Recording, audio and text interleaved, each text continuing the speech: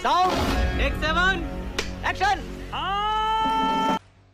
आपको, आपके दर्शकों को और मेरे फेलो पैनलिस्ट को सबसे पहले तो मेरा नमस्कार। मैंने 3.5 मिनट करीब सुधांशु जी को बिना रोक टोक के सुना। आशा करती हूं कि आपकी ओर से और उनकी ओर से रोक टोक नहीं आएगी। मैं भी अपनी बात एक बार पहला वक्तव्य कह दूंगी, फिर आप जितने भी प्रत्युत्तर करने चाहिएगा करिएगा। सबसे पहले तो मैं कुछ चीजें दर्शकों के सामने और बीजेपी के सामने साफ कर देना चाहती हूं। इंडिया गठबंधन की ये ताकत है और ये मजबूती है कि नरेंद्र मोदी आज 400 पार का नारा देने के बाद 240 पर गठबंधन की सरकार चला रहे हैं। इंडिया गठबंधन की यह ताकत है कि जिस संविधान को बदलने की बात करते थे उस पर शीश नवाना पड़ा, उस पर सिर झुकाना पड़ा, उसको सिर माथे लगाना पड़ा। इंडिया गठबंधन की यह ताकत है कि चाहे वो वक्फ बोर्ड बिल हो, चाहे वो यूट्यूब ब्रॉडकास्टर्स बिल हो, चाहे वो इंडेक्सेशन हो, चाहे वो लैटरल एंट्री हो, हर चीज पर हमने उनसे यू टर्न कराया। ये इंडिया गठबंधन की ताकत है कि हम इन्हीं से अग्निवीर भी खत्म कराएंगे और इन्हीं से जातिगत जनगणना भी कराएंगे। पहले मैं इंडिया गठबंधन के बारे में 2-4 चीजें कह देती हूं। सही पकड़े हैं। मैं बिल्कुल, हम अनलाइक द बीजेपी, यहां पर एक शब्द प्रयोग किया गया, हम हाथी निकल गए। अरे आप तो वो सांप है जो आप अगल बगल वालों को ही डस लेते हैं। पहले पूछिए शिवसेना से, पूछिए एनसीपी से, पूछिए शिरोमणि अकाली दल से, पूछिए जदयू से, पूछिए जेजेपी से। जिसके साथ आप आए, आप पहले उसको डसते हैं, उसको खत्म करते हैं। लोगों के घर पे डाका डालने का, अपने घटक दलों के घर पे डाका डालने का काम आप करते हैं। आपके साथ जो आया वो नेस्तो नाबूद होकर ही जाएगा। ये तो मैंने थोड़े बहुत एग्जाम्पल बता दिए जो आपके साथ सालों से हैं। उनके साथ आपने क्या किया ये सब जानते हैं। उद्धव जी का आपने जो तिरस्कार किया, इसका बदला महाराष्ट्र भी लेने वाला है। मैं एक चीज यहां पर बहुत जिम्मेदारी से कहना चाहती हूं। यहां पर बोला गया कि हमारे लोग हमलावर हो जाते हैं। मुझे ऐसा लगता है इतना लोकतंत्र ठीक है, अच्छी बात है। हम लोकतंत्र की जब प्रखर पैरवी करते हैं तो इतना लोकतंत्र हम इंडिया गठबंधन में भी रखकर चलते हैं। हम 4 लोगों की बात सुन सकते हैं क्योंकि हम इंडिया गठबंधन को मजबूत मानते हैं, बड़ा दिल करके चलते हैं। इनके लोगों ने भी तो कहा था, ओपी राजभर ने खुलकर कहा था, योगी और मोदी की वजह से 2024 का चुनाव हार गए। निषाद जी ने क्या कहा था, बुलडोजर की वजह से हार गए। इनके विधायक है संजय मिश्रा, उन्होंने कहा था यही चलता रहा तो सरकार अगली बार बननी नहीं है। तो इनके वाले भी तो इनको आईना दिखा रहे हैं। अरे सब कुछ छोड़ दीजिए, यहां पर त्यागी जी बैठे हैं और मुझे दुख होता है, वो परिपक्व आदमी है। उन्होंने कहा था जातिगत जनगणना कराइए और अग्निवीर के खिलाफ बोला था। आज वो राष्ट्रीय प्रवक्ता नहीं है। तुम्हें शर्म है? कुछ शर्म आया है? ये भी एक सच है कि चिराग पासवान लगातार जातिगत जनगणना की बात करते हैं, इनको आईना दिखाते हैं, कहते हैं मैं छोड़ दूंगा जिस दिन आरक्षण पे आंच आ गई, उसकी चर्चा नहीं होती। इनके अलाइज जब इनके खिलाफ बोलते हैं चर्चा नहीं होती। और मैं अंतिम बात कह के अंजना जी अपनी बात आगे के लिए खत्म करती हूं। यह बात बहुत जरूरी है क्योंकि ऐसा मालूम पड़ रहा है कल से कि एक ही राज्य में चुनाव हुआ और एक ही राज्य से रिजल्ट आया। असलियत यह है कि जम्मू कश्मीर का रिजल्ट बहुत अहम है।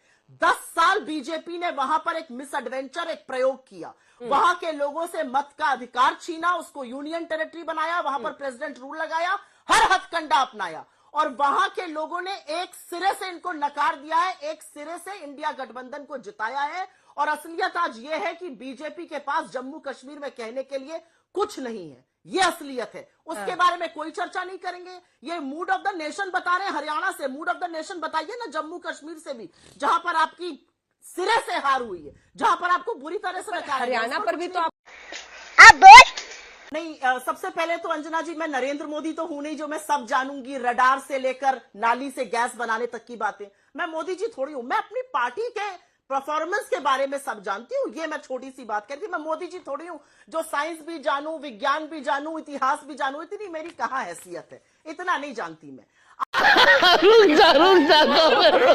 आपने हरियाणा के बारे में चर्चा की और हरियाणा के बारे में चर्चा मैं जरूर करूंगी। मैं यहां पर वही चर्चा करने आई हूं, लेकिन मुझे लगा रिमाइंडर भी देना चाहिए कि इतनी बुरी शिकस्त के बाद जम्मू कश्मीर से नकार दिए गए वहां के लोगों ने आपको ऐसा करारा जवाब दिया है उनको मत से हटा देने का। हरियाणा पर मैं एक चीज बताना चाहती हूं। हरियाणा में क्षेत्रीय दलों का करीब 17-18% वोट शेयर था। उसमें जेजेपी वगैरह क्षेत्रीय दल शामिल थे जिनको बीजेपी उकसाती है। आज बीजेपी और हमारा एक तरह का वोट शेयर है। चुनाव के नतीजों के बाद हाइंडसाइट 2020 होती है, आकलन करना बहुत आसान है। मैं आपके सामने 7 कंस्टिट्यूएंसीज का नाम रख देती हूं, करनाल, डबवाली, रेवाड़ी, पानीपत सिटी, होडल, कालका, नरनौल। ये 7 ऐसी सीट्स हैं जिस पर ईवीएम में कुछ गड़बड़ी पाई गई। हमारे कैंडिडेट्स उसको लेकर रिटर्निंग ऑफिसर के पास गए। रिटर्निंग ऑफिसर और इलेक्शन कमीशन ने उस पर जब कोई फैसला नहीं लिया, तो आज हम इलेक्शन कमीशन से हमारा जो डेलीगेशन है वो मिलने गया है। मेरा अपना मानना है कि चुनाव के नतीजों के बाद आकलन करना बहुत आसान हो जाता है, जैसा कि बीजेपी भी बताएगी। अब जैसे मैं प्यारी समझ गई यहाँ पर एक आंकड़ा आपके सेकंड राउंड में एक बार इसको सेकंड राउंड में बता दीजिएगा आप सुप्रिया जी, बाकी 2 लोग इंतजार कर रहे हैं अब सेकंड राउंड में। Priyanka ji, I am sorry Priyanka ji, I am really sorry, मैं जान रही हूँ बहुत टाइम हो गया और आप इंतजार कर रही हैं। अब सेकंड राउंड में सुप्रिया जी। प्रियंका जी, आपने सुप्रिया जी को भी सुना, आपने पार्टी के, कांग्रेस पार्टी के तमाम नेताओं को सुन रहे हैं, या तो चुनाव आयोग या फिर कुछ और, गठबंधन में गलती हुई या अति आत्मविश्वास हुआ या कहां पर चूक हुई, इस पर कम से कम सार्वजनिक तौर पर चर्चा करने को तैयार नहीं है। क्या आप जो बोल रही हैं कि डायरेक्ट फाइट में ये कमजोर बढ़ जाते हैं, क्या शिवसेना यूबीटी गुट चाहती है कि उद्धव ठाकरे के नेतृत्व में उनका चेहरा सामने रखकर चुनाव लड़े, तभी जीत का स्कोप बनेगा? ये तो ऐसा हुआ कि प्रश्न ए से शुरू हुआ, कंक्लूजन जेड पे पहुंचा, क्योंकि दोनों में कोई कंपैरिजन नहीं है। सबसे पहले हरियाणा के चुनाव के लेकर के संबंध में मैंने कहा था कि हमने छत्तीसगढ़ देखा है, मध्य प्रदेश देखा है, और अगर कमी होती है वो कमी का सुधार करेगी कांग्रेस पार्टी। और सही पकड़े हैं। ये बात महाराष्ट्र का कंपैरिजन हरियाणा से करने की, उसमें कोई कंपैरिजन ही नहीं है। ये प्लीज याद रखना जरूरी है। हरियाणा का जो चुनाव था वो भारतीय जनता पार्टी और कांग्रेस पार्टी का था। महाराष्ट्र में ऑलरेडी गठबंधन है, भारतीय जनता पार्टी का भी एक गठबंधन है जो झूठा गठबंधन है, जो सिर्फ भ्रष्टाचार कर रहा है, जो सिर्फ महाराष्ट्र के खिलाफ काम कर रहा है, जो रात दिन आपस में लड़ भिड़ कर युति दिखाने की कोशिश कर रहा है। और एक हमारा गठबंधन है जो महाराष्ट्र की हित की बात कर रहा है, महाराष्ट्र में बढ़ते भ्रष्टाचार की बात कर रहा है, महाराष्ट्र में बेरोजगारी की बात कर रहा है, और संस्कार, संस्कृति, संविधान को दरकिनार कर कर जो भारतीय जनता पार्टी ने पाप किया है, उस भूल सुधार करने का काम हम करेंगे। हम ये बात कर रहे हैं। उस यही नहीं, अभी और सुनिए। इसी बीच में अगर हम कह देते हैं तो अस वर्सेस देम नहीं हो रहा है, हम दोस्त होने के नाते एक दूसरे को बढ़ा रहे हैं। सबसे पहले मैं ये बात बता दूं, तो महाराष्ट्र की जो दिक्कतें हैं, 288 सीट पे लड़ाई होगी, वो हरियाणा में 90 सीट पे थी। वहां की ज्योग्राफिकल रिक्वायरमेंट्स, कास्ट इक्वेशंस बहुत डिफरेंट है, महाराष्ट्र के मुद्दे बहुत डिफरेंट हैं। यहाँ पे गठबंधन ऑलरेडी है, गठबंधन पे कौन कितनी सीट पे लड़ेगा, कौन सी सबसे विनेबल सीट होगी, किसको दी जाएगी, वो हम लड़ लेंगे, हम लोग विचार विमर्श कर लेंगे। पर ये करना अस है वर्सेस देम और हम सब कांग्रेस को घेर रहे हैं, ये शायद डेमोक्रेसी के जो मूलभूत सोच है कि हम लोग आपस में हम लोग अलायंस हो सकते हैं, पर आप कहे उठो तो हम उठ जाएं, आप कहे बैठो तो बैठ जाएं, ऐसा नहीं होता है। अब देखिए आपके साथ केसी त्यागी जी हैं। केसी त्यागी जी को अमित शाह जी ने क्या क्या कहा था, नीतीश कुमार को, अरे वो पलटू राम है, उस पलटू राम के लिए दरवाजे हमेशा बंद हो गए, पलटू राम ये, पलटू राम वो। चिराग पासवान जी के बारे में क्या क्या कहा, अभी भी चिराग पासवान जी की पार्टी को तोड़ने का काम कर रहे हैं। हमारे यहाँ ऐसा ही होता है। तो ये कहना, ये सच्ची लड़ाई तो वो होती है जो पीठ पीछे खंजर घोंपने का काम करे, और हम 25 साल से इनके साथ रहे तो हम भुक्तभोगी है, इसलिए मैं इस कॉन्फिडेंस से बोल रही हूँ। यहाँ पर तो हम खुलकर बात कर रहे हैं, संवाद हो रहा है हमारा, उसमें आप कह रहे हैं हम एक दूसरे को घेरे जा रहे हैं, हम एक दूसरे की सहमति में मजबूती बढ़ा रहे हैं। अंजना जी प्लीज, आप ये नहीं नॉन स्टॉप कन्वर्सेशन करा सकती प्लीज, ठीक है। This is ridiculous. आपने भी उतना ही लंबा बोला है, उनकी बात पूरी करने दीजिए, बात पूरी कीजिए सुधांशु जी, बात पूरी कीजिए, वो पूरी करेंगे, उसके बाद मैं जवाब लूंगी आपसे और सुप्रिया जी से। आप टाइम देख लीजिएगा, आपको भी उतना ही टाइम दूंगी, वादा है मेरा, उतना ही टाइम दूंगी। टाइम नहीं चाहिए भैया, पर हमें मुझे नहीं, इसमें मुझे बड़ा आश्चर्य है। वापस टॉपिक, वो गठबंधन के साथियों पर कह रहे हैं कि हमारे रिश्ते जिसके साथ थे वो पुराने और तगड़े हैं। जल्दी से पूरी कीजिए सुधांशु जी।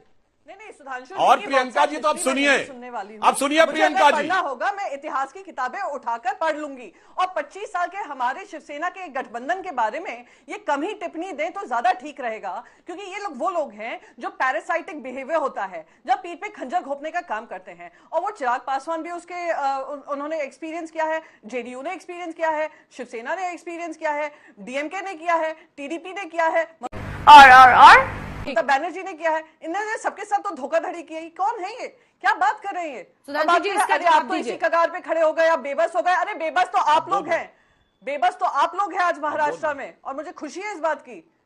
अरे काहे? नहीं, हम बोलेंगे क्या क्योंकि हम तरीका इतिहास बहस नहीं करने सुनने आए हैं, और आपका वर्जन नहीं प्रियंका सुनने जी आए हैं हम सुनिए। इतिहास का। सुधांशु जी जवाब दीजिए। प्रियंका जी, नहीं, मैं आपका सुनने नहीं आई हूँ भाई साहब। मैं ना प्रियंका इस जी, डिबेट में पार्टिसिपेट सुनिए, करने आई हूँ कि अब आने सुनिए वाले प्रियंका। चुनाव में क्या होने वाला है, इंडिया गठबंधन की क्या नीति होने वाली ठीक है, है। हाँ, उसी पर मैं वो बोल रहे हैं 1970 के दशक गठबंधन में के आपने साथियों किसके पर वो साथ हिसाब गठबंधन मांग रही है, करके आप जवाब आगे बढ़े हैं, अब मुझे मैं नहीं बोलूं? सुनना है। जवाब दीजिए सुधांशु। सुप्रिया जी जवाब दीजिए। और हरियाणा की हार से कांग्रेस पार्टी क्या कोई सबक ले रही है? अति आत्मविश्वास शब्द आपके कम से कम 3-4 गठबंधन के साथियों ने कहा है। अभी बदत है भाई, अभी बदत है, अभी किया ना, अभी बदत है। हर चुनाव, हर परिणाम, हर नतीजे से हम कोई ना कोई सबक जरूर सीखते हैं। कांग्रेस पार्टी इससे भी सबक सीख रही है। मैंने आपसे पहले ही कहा कि रणनीति बन रही है। राहुल जी और खड़गे जी मिले हैं। आगे हम अपने गठबंधन के साथियों से बात करेंगे। भाई हम तो एक दूसरे के साथ बड़े प्रेम से, बड़े प्यार से बात करते हैं। हमारे अंदर लोकतंत्र है। हम थोड़ी महाराष्ट्र में दूसरे को कह रहे हैं कि इनको देखकर उल्टी आ रही। तानाजी सावंत ने क्या कहा अजीत दादा को, इनको देखकर मुझे उल्टी आती है, दम घुटता है। एक आदमी कह रहा है फडणवीस को चीफ मिनिस्टर होना चाहिए। कैसे शिंदे बने हुए हैं, एकनाथ शिंदे। दूसरा आदमी पलट के कह रहा है भैया महायुति तो ले डूबेगी। ये इनकी आपसी तिगाड़ी की मैं बात कर रही हूँ। शिवा जी की जो ध्वस्त मूर्ति थी ना, उसका बदला आपसे महाराष्ट्र लेगा। जो आपने उद्धव साहब के साथ किया उसका बदला लेगा, और बदलापुर का भी बहुत बड़ा बदला लेगा। लेकिन मैं यहाँ पर एक चीज कहना चाहती हूँ। यहाँ पर बड़ी बड़ी बातें करी गई मंडल कमीशन की। अरे मैं सिर्फ इतना कहना चाहती हूँ, नीतीश बाबू ने जातिगत सर्वे कराया था। वो वेबसाइट महीनों से नहीं चल रही है, वो वेबसाइट खुली नहीं रही है। ऐसा यू टर्न मारा नीतीश बाबू ने कि वेबसाइटें बंद हो गई। ये तो इनकी असलियत है। और एक इमोशनल डैम इट। असलियत में यहाँ पे और आपको बता देना चाहती हूँ, आपके दर्शकों को पता जल्दी होनी से एक चाहिए। लाइन में, क्योंकि आपको मुझे पता एक-एक है लाइन का मोदी जी कमेंट ने प्रियंका जी और 18 सुधांशु रैली जी से करी लेना है। 2019 में, हाँ। 2019 में, हाँ। एक लाइन में 2019 में मोदी जी ने 18 रैली करी हरियाणा में। इस बार कराई गई 4, क्योंकि देख लिया गया कि उत्तर प्रदेश में जो रैली हुई, वेस्ट बंगाल में हुई, महाराष्ट्र में हुई, पंजाब में, हरियाणा में, हर जगह जहां मोदी जी रैली करने जाते थे बड़ी बड़ी हार हुई। ठीक है, तो ठीक इस है। एक बार उनको खाली दूर ही सुधांशु जी रखा और गया। प्रियंका जी को भैया दिखा दूर दीजिए एक-एक लाइन का। प्रियंका जी थोड़े सिर्फ बहुत टाइम जीत कम के है, चांस 2-2 लाइन का कमेंट जल्दी से। नहीं, मैं तो बस यही कहूंगी, 2 लाइन क्या एक ही लाइन में कह देती हूँ कि महाविकास अघाड़ी की सरकार बनने वाली है। ये गठबंधन मजबूत है, मजबूती से आगे बढ़ेगा। सुधांशु जी। जनता का, महाराष्ट्र की जनता का। ठीक है सुधांशु जी। ये बड़ी अच्छी बात कही आप। खत्म। Bye bye, tata, good bye, गया।